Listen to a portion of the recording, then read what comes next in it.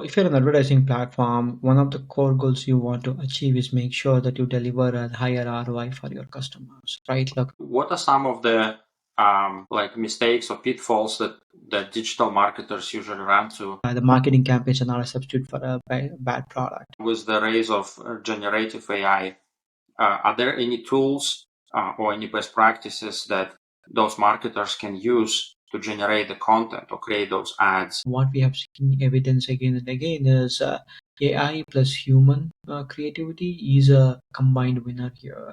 I would say like this is a case of 1+1 is 3 rather than 1+1 is 2. Like this is the story of AI and human creativity. If I'm a customer or consumer of these ads, how much can I trust or should I trust something that is AI generated?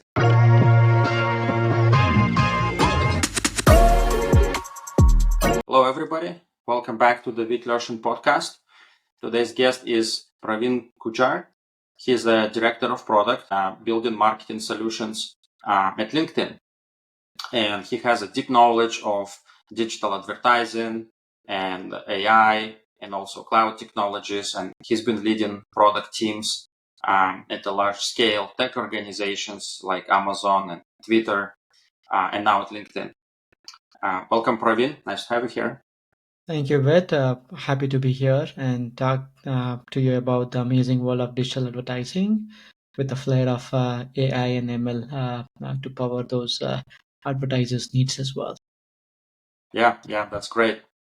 Today I invited you to talk about digital advertising and marketing, and also AI in marketing, and also collaboration between product managers and marketing managers, all those things. But before we jump into the topics, could you please tell a little bit about your professional journey and the work that you do today? Yeah, absolutely. So, name is Praveen Gujar, that you did the introduction, and thanks for that. I have been a tech professional for 15 plus years now. Started my professional career as an engineer. Built a lot of the backbone networking protocols that really pretty much work and operate the internet at this point, or any kind of a communication. That was after my undergrad in engineering in computer science and electronics. So after working for 5 years as an engineer, I got my MBA in finance and marketing and joined Amazon in the MBA program as well. Joined Amazon Web Services in particular, where for the 4 to 5 years I built the initial layers of public cloud services, including EC2 as well as EBS, which now is the foundational capabilities that AWS operates on. After that, I had a short tenure in Twitter where I orchestrated move to cloud project that they basically had.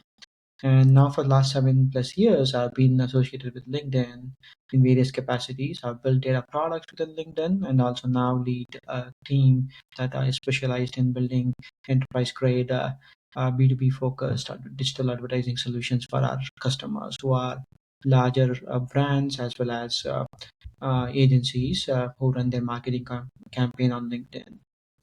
So yeah, that's my overall experience. And again, like given this breadth of experience, a lot of these technologies are powered by AI and ML capabilities for decades now. And only now is Gen AI is more popular and is more of a household name. So I've been an AI slash ML PM for the last few years. Yeah, and happy to talk about my experience, my expertise in this area. Thanks for the information. That's great. You've been in many places doing different things. That's great. So why don't we start with defining the difference between the digital advertising, digital marketing versus normal marketing? What are the differences there? Yeah, so what we term as normal marketing used to be like how people used to advertise or market their products and services before, right? Typically, these mediums or channels used to be print media or linear TV or television, what is to be called. These traditional way of marketing suffer from three key things. One, targeting specific audience has always been challenge.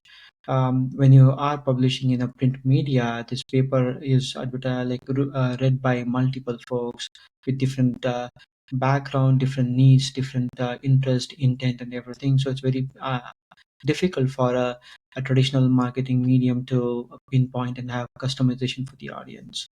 The second basically is content. Content is very generic, right? It's related to the mass media, people, and that's not specific tailored to any individual segment as such. So linear media suffered from that issue as well. Third, but not the least, is measurement, or what we call like measuring the return on investment in these ad spend has always been a challenge because you don't know how many leads are being generated or deterministically say how many leads are generated, how much conversion happens, what is your brand awareness, and all those details in a traditional marketing medium. This is really where digital advertising plays a key role. The promises it delivers on is one, ability to target specific audience and specific audience segments in a way that you actually want. Given the advent of internet and basically evolution of internet and the data that we actually collect, we can now understand user behavior, user intent a lot better, and not just target individuals based on their demographic information, but also based on their interest, buying intention, context, and so many different things as well. So you have more flexibility in terms of how to target. Number two, the content can be a lot more customized for the specific audience depending upon the channel of consumption, as well as the day of consumption or the context in which they are actually consuming these advertisements. So that problem is solved as well. Last but not the least, the measurement, like closing the ROI is a key thing. Digital advertising has grown over multiple years in terms of how to accurately or how to higher probabilistically attribute the ad spend and the return that your ad spend is commanding across multiple steps. So I think these three challenges that we had with traditional marketing is now promised and delivered by digital advertising. That's the key difference, I would say, between the traditional way of Mm-hmm. marketing and digital advertising. And that's why digital advertising is the growing means of marketing for any kind of a brand or agencies. Yeah. Yeah, that makes sense. The more we transition to digital, the more it makes sense to use those channels. So, what are those channels specifically in digital advertisement, and which ones of those could be the most like cost effective, the most promising? Yeah, I think let's first define what a channel is and also then Mm-hmm. answer your question directly. There are nuances in the question, so let me basically elaborate a little bit. So, what do Mm-hmm. we call channel? It's a medium in which the user will consume these ads as well. It can be social media, the most Mm-hmm. popular platforms out there. It can be over email. It can be on TV. The connected TV is one of the growing popular channel at this point, or even offline mediums such as billboards and other things. So these are all what roughly constitute as channels. So to answer to your question more directly, there is no one single answer for what channel is best for you to advertise. It really depends upon what your goals are. So let's break it down and simplify this and have three examples, three key goals that a marketer would have. One is brand awareness, right? Where you want to increase the brand identity that you have of your brand or if your client's brand so that it can be recalled, it can be more resonated with by the users as well. So typically social media as well as a rich format like connected TV is a good channel to advertise on when it comes to brand awareness. So you have seen that Netflix for a longest time was subscription only business, but now they have gravitated towards the ad business as well. There are multiple Mm-hmm. reasons for that, but one of the primary reasons is the growing popularity of ad monetization on connected TV. And a brand medium is a brand awareness is a great objective to achieve on connected TV. So let's take the second example, lead generation. If you're a marketer, you want to generate leads for your products and services, and you may want to pass on these leads to a sales team as well for conversion. So typically, social media is also considered as a good way for these lead generation, and on top of it is email based marketing as well is considered pretty strong for lead generation. Last but not the least, conversion, right? Like you have generated awareness in the brand, you have generated lead, but there are marketers who work on the lower funnel of the campaigns, which are mainly focused on conversion, basically converting those potential buyers to buyer. Typically, search-based advertisement and social media play a very critical role here because the intention is a lot lower with the search ads as well, where you are really there to buy something, so there is a higher probability of conversion. So, depending upon the objective of a brand or a marketer, he or she uses different channels for more effective ad campaigns. Yeah. Okay. Yeah, that explains it. What are some of the um, like mistakes or pitfalls that digital marketers usually run to when choosing between the three different types of campaigns?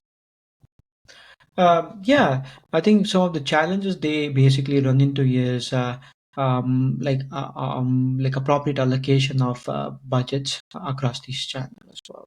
So even if a channel X, Y, and Z is most popular for a particular objective, a marketer and a planning solution allocate some amount of budget for other channels to experiment and get the data as well.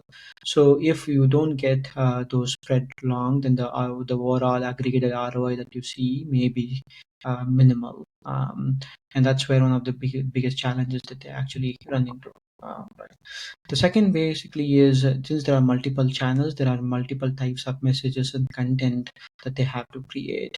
That also means they have to put in the extra work to generate content, have specific format for a particular channel, like the creative or video that you use on a CTV or television is not something that is compatible fully with the social media vertical format, mobile ads, for example, right? So Mm-hmm. they have to have multiple types of content to ensure that the right content is served on the right channel as well. That's another thing.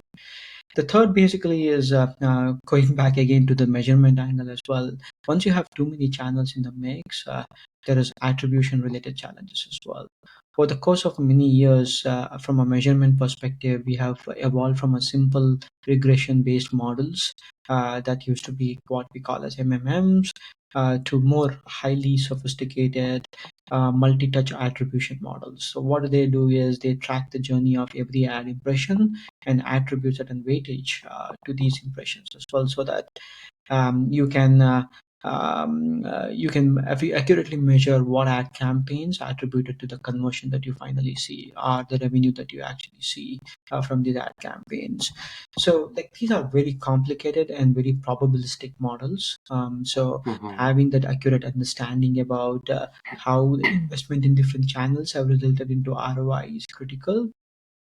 Today's ads platform and third-party partners may play a very key role in bringing that clarity, but it's still a lot of work to be done there by a marketer. So if they don't understand the attribution correctly, or if they don't compute the attribution correctly, or use tools to do that, they have a chance of basically wasting money in channels that may not be very productive for them, given their objective.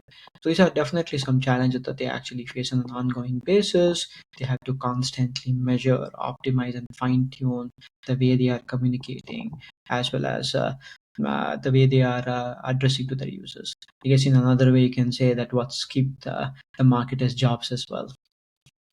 Yeah.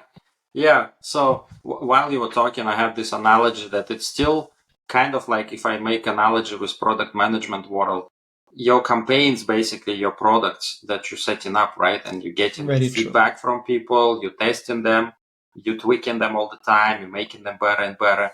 Um, that I Yeah, never thought about this way, but that's a very good analogy. I think it's very spot on as well. Like the campaigns are marketers' product, and you have to constantly experiment. If you are a platform, like an ad platform like LinkedIn, Amazon, or Twitter, or Meta, or Google, they provide a lot of capabilities to experiment at different versions of your ad campaigns so that you can actually measure the effectiveness of about from campaign A to B to C to ensure that you have higher quality. And this is where AI play an even more bigger role. So yeah, I think as you can already imagine, for a human being to compute all this information at scale is very difficult.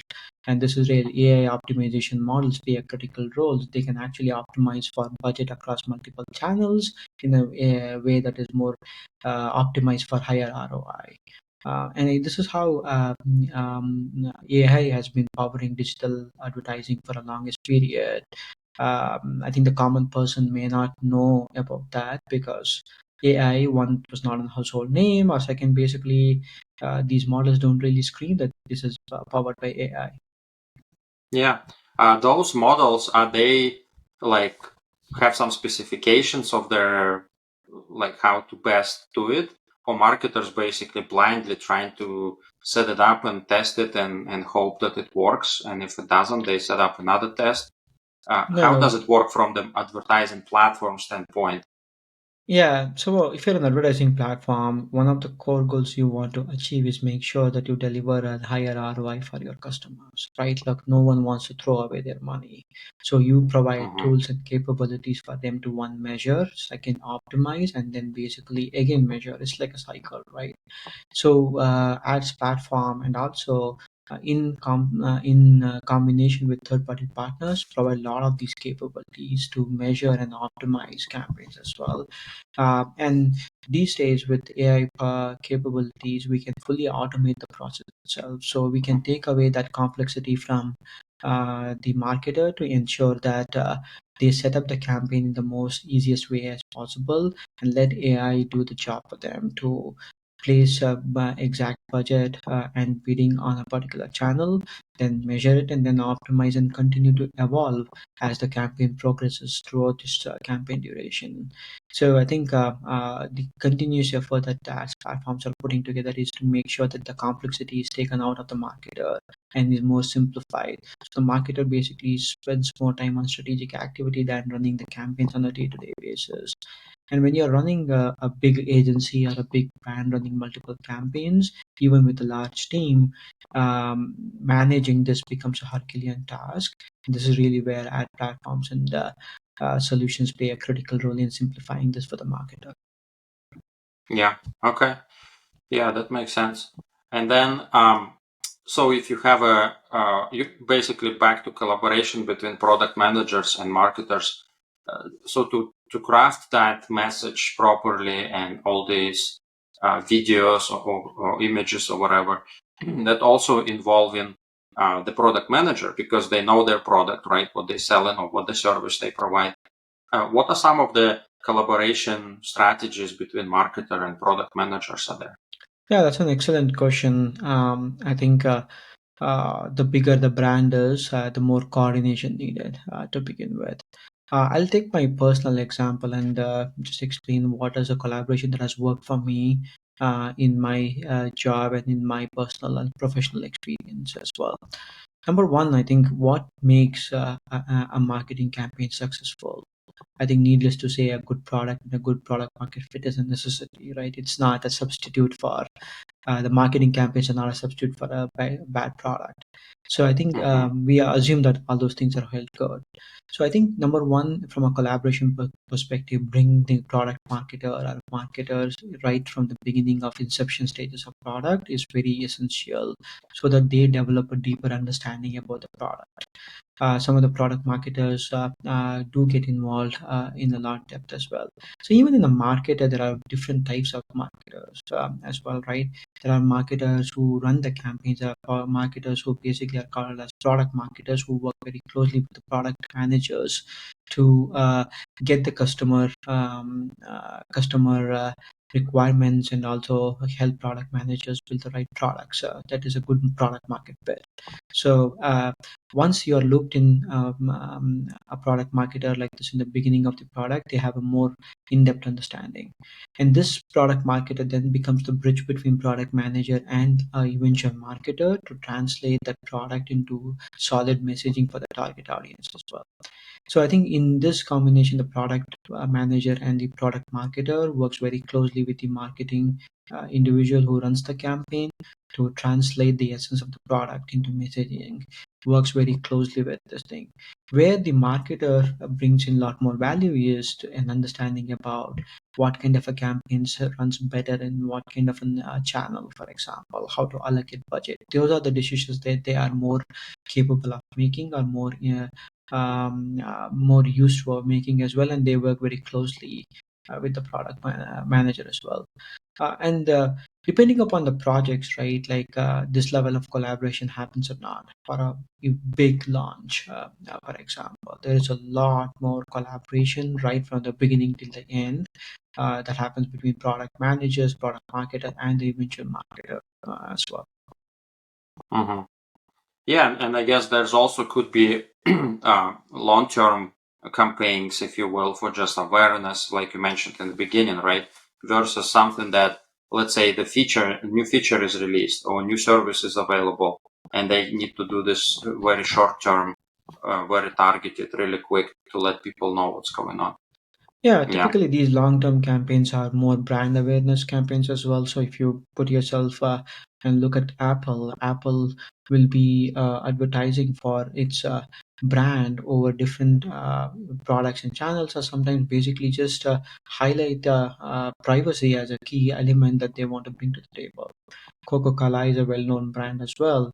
Doesn't matter whether they are just advertising Coca-Cola, regular Coca-Cola, Diet, or Zero. They are trying to advertise long-term brands as well. So a lot of Mm-hmm. these long-term campaigns generally tend to be more brand awareness campaigns. Yeah. Yeah. So we talked about this AI that helps optimize these campaigns, and I understand this is a platform engine that user doesn't really see what's going on there. How long does it typically take for that engine to optimize itself and produce some results, or is it almost instant? How does it work? Yeah. So I think let's think about this and how the AIs are trained first to make sense of how these are, right? So if you're an ad platform, you are basically building these models and they are trained on dozens and dozens of campaign data that's been basically going on the platform for a long time as well. So if you're a new user, you are already using a foundational model that has been basically trained on multiple generations of data as well. So the thing that you basically can okay, that's the first one. You have the foundational model.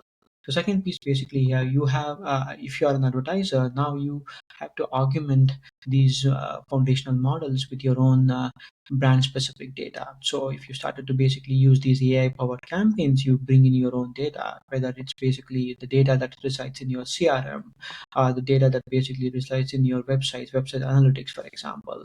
Bringing in data to the platform helps you augment these foundational models with your own brand specific data.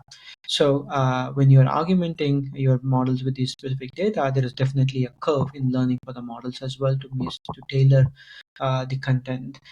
So as many campaigns you run with this brand specific data, the more the models basically evolve to serve your own unique needs as well, whether it comes to targeting, whether it comes to basically crafting content for your product and services, or basically optimizing for your placements across multiple channels, right? So the foundational model, if you start blank, it's not really tailored for your brand, but as you basically run brand specific campaigns, the more data you dump into this model, they adjust and accommodate for your own brand specific identity. Yeah, yeah, kind of like search engine optimization for browsers, right? Yeah, You can't just create website and everybody knows about it. It has to yeah. take some time. Not the perfect analogy, but I think yes, I think loosely you can tie it that way.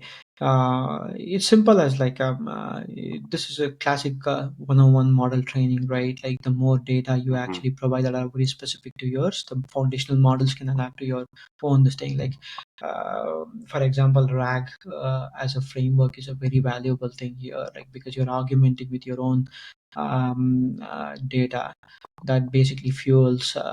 Your brand specific campaigns and over time it basically becomes more and more effective in terms of reaching the right audience, in terms of generating the right content, Hmm. in terms of optimizing across multiple channels.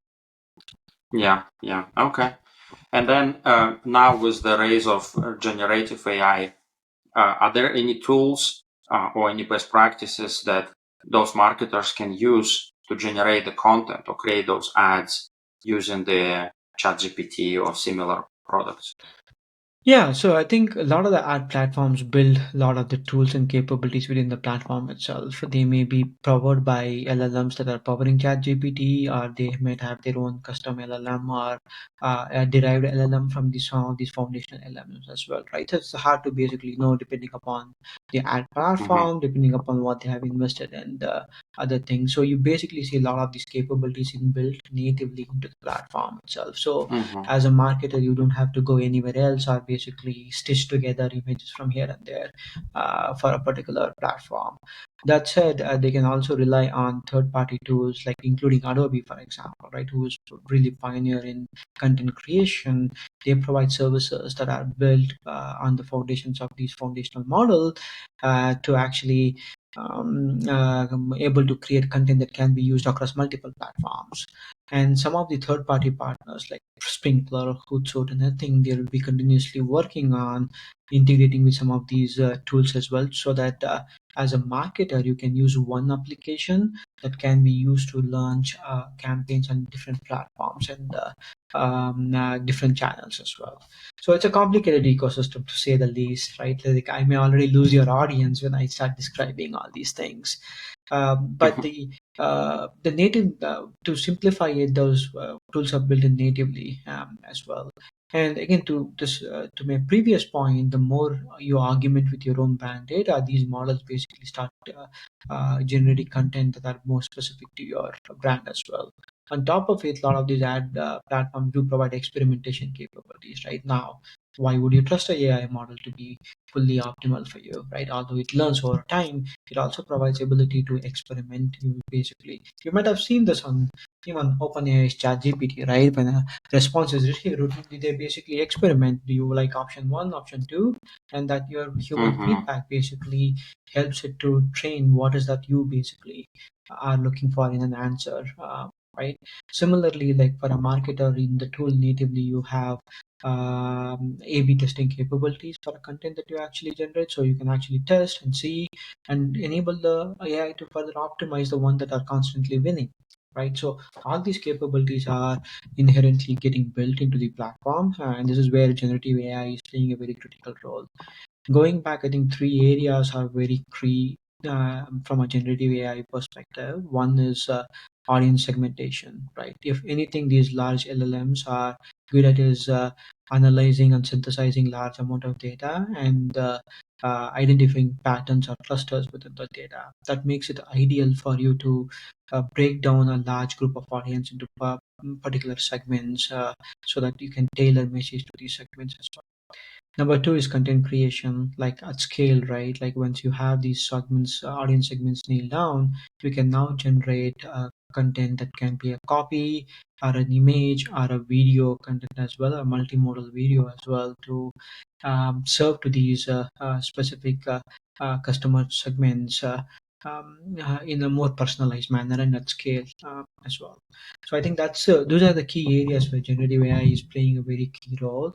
I think it's really helping customers, helping marketers in the way. Third, but not the least, like a lot of this basically, if not for technology like generative AI, a marketer has to spend ages in fine tuning, like going to this process more manually. Like the productivity improvement a marketer or a designer is seeing is quite high. It simplifies 80% of the mundane job that they actually have on a day-to-day basis, enabling them to be more strategic, more creative in their work, and do more effective work for the customers. Yeah. So AI is doing all these optimizations. But I always ask people when we talk about AI, how are we concerned about ethics of it? Because we have to double check what it's telling to people, right? Because maybe Yeah. it's lying, maybe it's giving some false information, false promises. Are there any checks and balances how to control that? Yeah, that's a great question. So, if you are a brand, the biggest thing that you want to protect is your image. So if you're Coca-Cola, you don't want to associate it with an ad campaign that basically puts Coca-Cola's brand in a bad name, or you don't want to basically come across as biased or partial with some ethnicity, for example, right? So these are the things that the brands Hmm. basically are very, very eager about. And it's in the best interest of the ads platforms to basically make sure that they build checks and balances into the platform to enable these brands to deliver on point message, on brand message to their customers as well. I think the hallucination, non-deterministic nature of the models basically play a very key role in challenging the platforms to deliver on this, right? So there are various methodologies these brands actually use, sorry, ads platforms use, and also brands use as well to hedge against these kinds of a risk. I think one of them basically is regenerative learning, either through human feedback or AI feedback. So, for example, you have a complementary AI model that is trained on brand image, brand identity data, or brand compliance data to ensure that when a copy is generated, it reviews the copy or creative to check for brand guidelines, right? Similarly, many of these brands Hmm. actually have human reviewers as well before some of these creatives actually go live in a campaign. So a lot of these capabilities are being built within the platform. Some of them are basically human-based interventions are managed by brands. From a technology perspective, we are not there yet where we can just let AI take care of every single copy generation and everything. We even when you look at the platforms today, in the process of campaign creation, they give AIs provide a recommendation and would require human intervention to validate, approve, or edit those kinds of copy or creative or images, right? So um, I think, but we are moving in the right direction, is what I would say. When you argument with your own brand specific data, and then you have these checks in places, you are increasingly producing better content that are more brand compliant and on message. And yeah, over the period of time, we will work out all these different challenges as well, and some of these problems will be minimized. But I want to emphasize one thing, right? Like what we have seen evidence again and again is AI plus human creativity is a combined winner here. I would say like Hmm. this is a case of one plus one is three rather than one plus one is two. Like this is sort of the story of AI and human creativity. I think, yeah, that makes me bullish that okay, AI is not here to take our jobs, but to basically complement our listing and make us more economically more productive, economically more efficient in things, in getting things done. Mhm. Yeah, I was going to ask about what's going to happen to the marketers when AI is up to the 100% taking their jobs, and you basically like point to the website of the company and you're saying like, okay, run these campaigns for me, generate more business, and you don't need marketers anymore.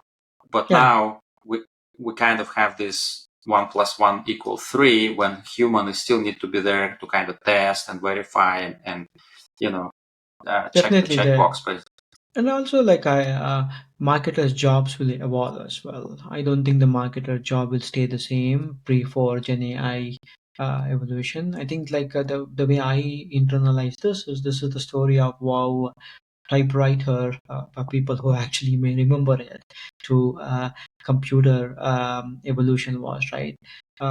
Workforce that solely use computer as a replacement for typewriter had to were no longer a part of the workforce because you did not improve your skills using the new technology that what computer was, right? People started using computer for its own benefit. That's how workforce evolved as well. So some of the jobs will definitely transform.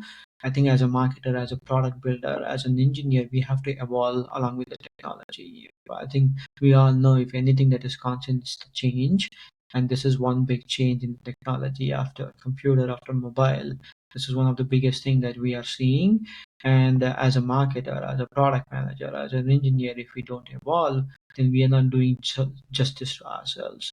So I don't want to simplify by saying, okay, everything will be fine, but I think we have to evolve with changes as things are changing as well. Yeah. Now I'm thinking on the receiving end, if I'm a customer or consumer of these ads, how much can I trust or should I trust something that is AI generated? I now see people on different websites and different platforms making these labels like AI generated, AI generated. And I feel to myself like, well, you didn't put any effort in this.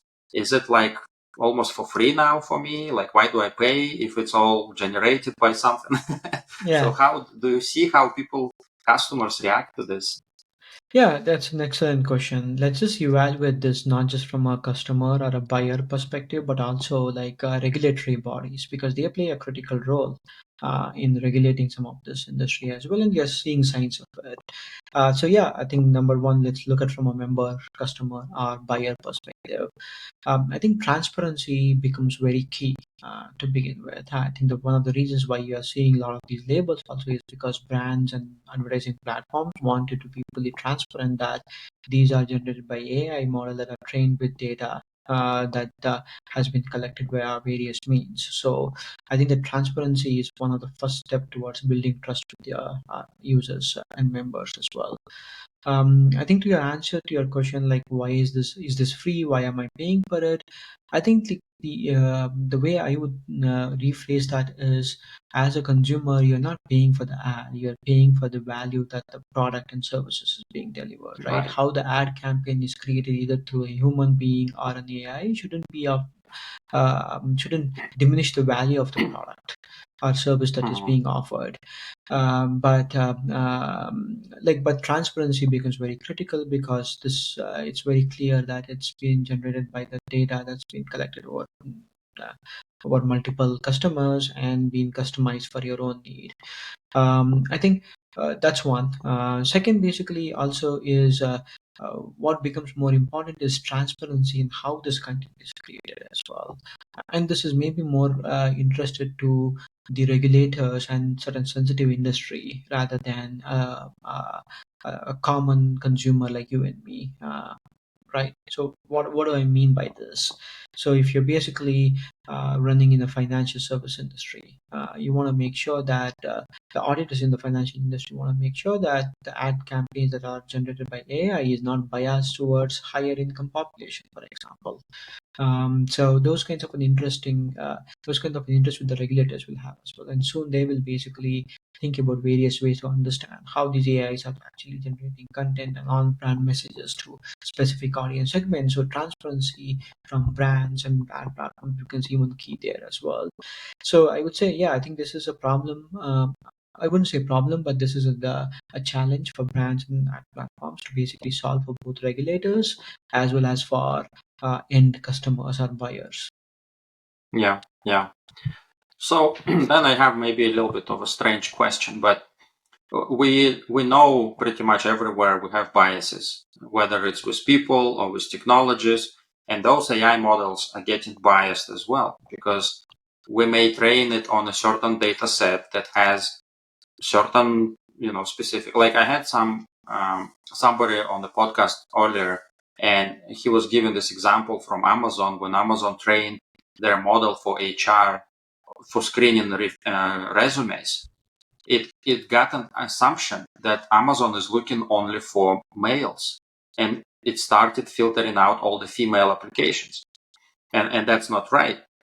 So how do, like, whose job is it? First of all, is it marketer's job to make sure to keep an eye on this, or the platform's job to keep an eye on this and make sure that there's as little bias as possible in those cases? Yeah, it's everyone's job is the straightforward answer for that. I think platforms pay very specific attention to minimize biases at every step of the way as well in model development, model training, the diversity of data that basically the models get trained on. And when you launch, you basically constantly experiment with your customers. All of these models don't really get rammed to everyone. You experiment quite a bit, look for these biases all the time as well. Similarly, I think marketers they take this as very like brands are very self-conscious about this. Like unintended or intended biases in their ad campaigns can actually be significant downside for a brand. So marketers in-house basically play a very critical role in making sure that one, they augment the foundational models with the brand specific data so that any bias that is left over can be eliminated as well. That are brand specific can be eliminated as well. Human Mm-hmm. reviews are regenerative AI feedbacks as well as very critical in making sure that these ad campaigns stay on message and unbiased towards any specific individuals as well. Uh, well, I think these are all the processes and steps are placed in there. Despite those unintended biases do happen. I think that's pretty much common across human reviews as well. So constant education becomes very key as well. Because of the capabilities of the AI constantly evolves, you need to train your human reviewers also to make sure that they can spot these biases. They can eliminate these biases before they go live. So it would say it's a continuous job. So I think goes back to a different question as well. Maybe AI generates a different type of jobs as well that are transforming one type of job to another one, right? So I think that's how I would look at it. This is a collective Mm-hmm. responsibility across brands, marketers, as well as ads platform, and you need to invest a lot in training human reviews, making sure that the decision quality and the accuracy in decisions are higher. A lot of this is basically quite a bit of work, and this is why you see um, by multiple platforms, whether it's in the ads domain or not, they always say like our models are AI models are also augmented by human reviews because we know that there is actually a lot of work that is needed still by human beings to make sure that these biases are minimized as much as possible. Yeah.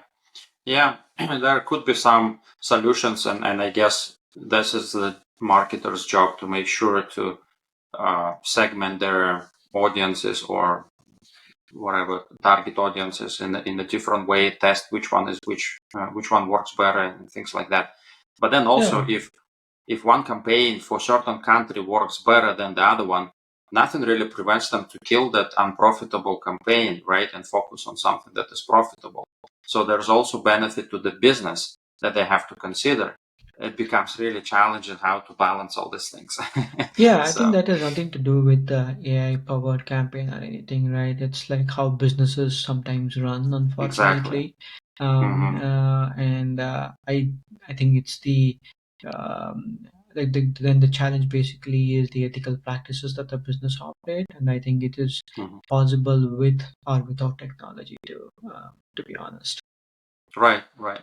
Yeah, I'm just it made me think how like they trying to make the most ROI on their ad spend, and they Totally. may focus on things that are profitable, Yeah. obviously. So and it creates biases unintentionally for the rest of advertisers. So yeah, Yeah. okay. So how about the careers? Are there any um, uh, like any opportunities for those marketers, like for the skills with all these AI technologies, anything they should start learning, um, or anything from your perspective? Yeah, if you're a marketer, I think it's not necessary for you to understand the foundational models or how it is built and what is a model, what kind of models are popping through capabilities, right? These are probably something that are a lot more interested in for a product manager or the engineer who are building the ads platform.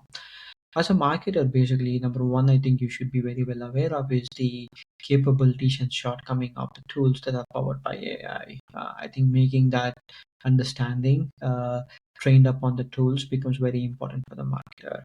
Number two, basically, is when there are multiple versions of these tools and everything generated, you have to keep in touch with how the tool has evolved and making sure you adjust your marketing plan based on the tools as well. That's a significant amount of work because technology is moving at a rapid pace. You need to keep pace with that.